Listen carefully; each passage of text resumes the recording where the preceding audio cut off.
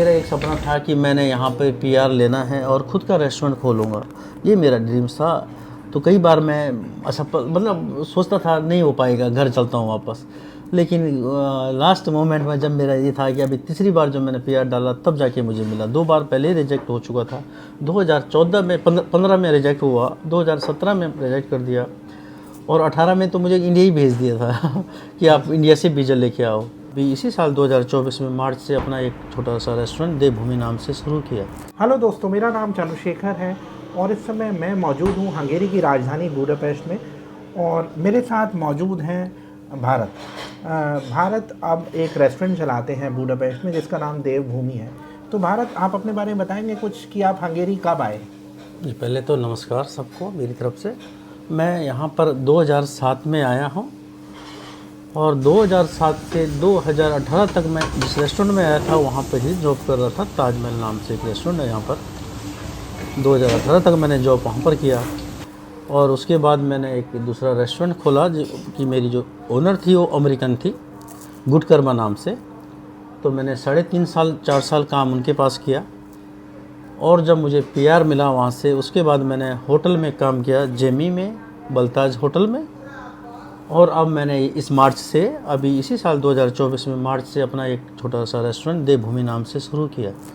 तो भारत, जैसे आप सब सन 2007 में जब आप आए थे जी सर। तो बहुत कम इंडियंस होंगे, तो कैसा एक्सपीरियंस था आपका? 2017 साल पुरानी बात अगर हम करें। जी जी जी, ज़रूर ज़रूर। उस टाइम तो बहुत कम ही मिलते थे इंडियन लोग बाहर। हमें रोड पे कभी, हम छुट्टी के दिन ही आते थे एक्चुअली। तो जब हम बाहर आते थे तो बहुत कम लोग, इत्तेफाकी थे कोई मिल गया तो जब मतलब इतना अच्छा था, प्यार मोहब्बत थी, इतने हुई थी। आज तो हर जगह मिल रहे हैं कोई ना कोई एशियन लोग, या चाहे बांग्लादेशी है चाहे हिंदुस्तान का हो। बहुत सारे आपस में बात भी नहीं करते हैं, हाय हेलो भी नहीं होता। जब उस टाइम हमें कोई मिलते थे तो हम उन्हें नमस्कार करते थे और ये अपने हिंदुस्तान से बड़ा प्यार आता था, दिल से बात करने का दिल करता था, तरस जाते थे बात करने के लिए हम एक दूसरे से। और वो बात हम घर में जब घर जाते थे रूम पे तो और भाई लोग रहते थे जो उन साथ वाले, उनसे शेयर करते। आज हमें एक आंटी जी मिली और वो महाराष्ट्र से या बम्बई से थे, ऐसी बात हम आपस में करते थे घर में।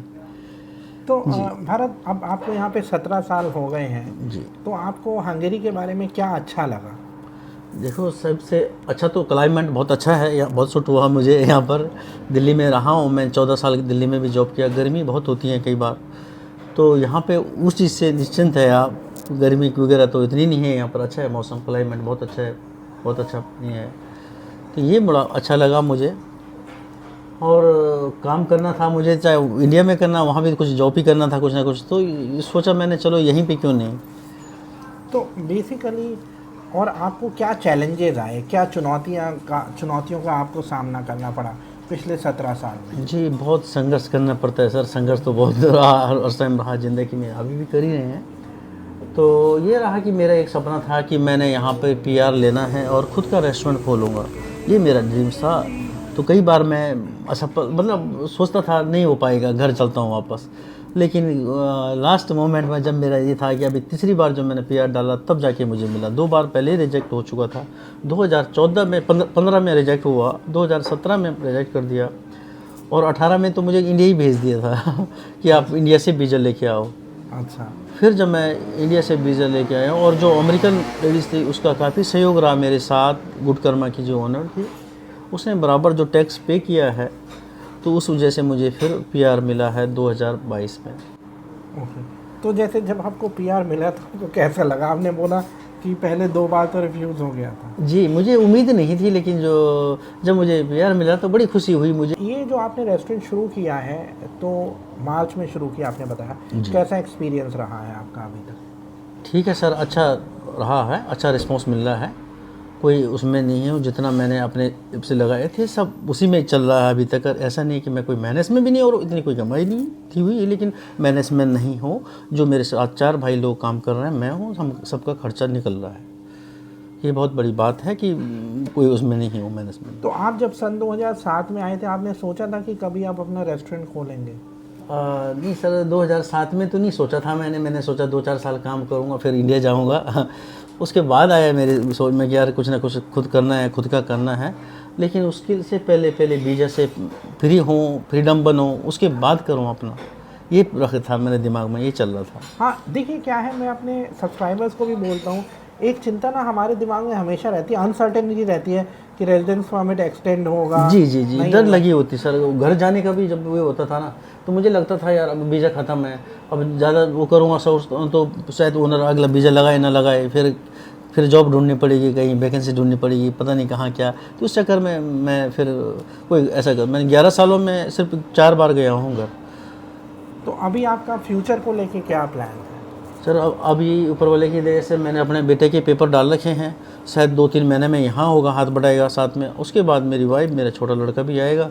तो मैं सोच रहा हूँ इस फैमिली रेस्टोरेंट को आगे बढ़ाएं हम, और कहीं आने वाले समय में कुछ और देखें।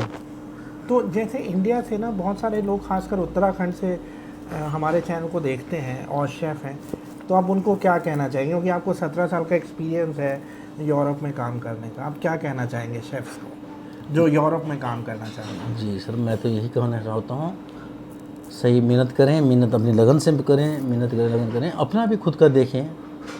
और हमारे उत्तरांचल के लोग हैं, बहुत अच्छे शेफ़ हैं, बहुत अच्छे मेहनती होते हैं, और ऑलमोस्ट हर जगह हमारे उत्तरांचल से ही हैं लोग किचन में जो होंगे, लेकिन बैकअप हाउस पीछे हैं।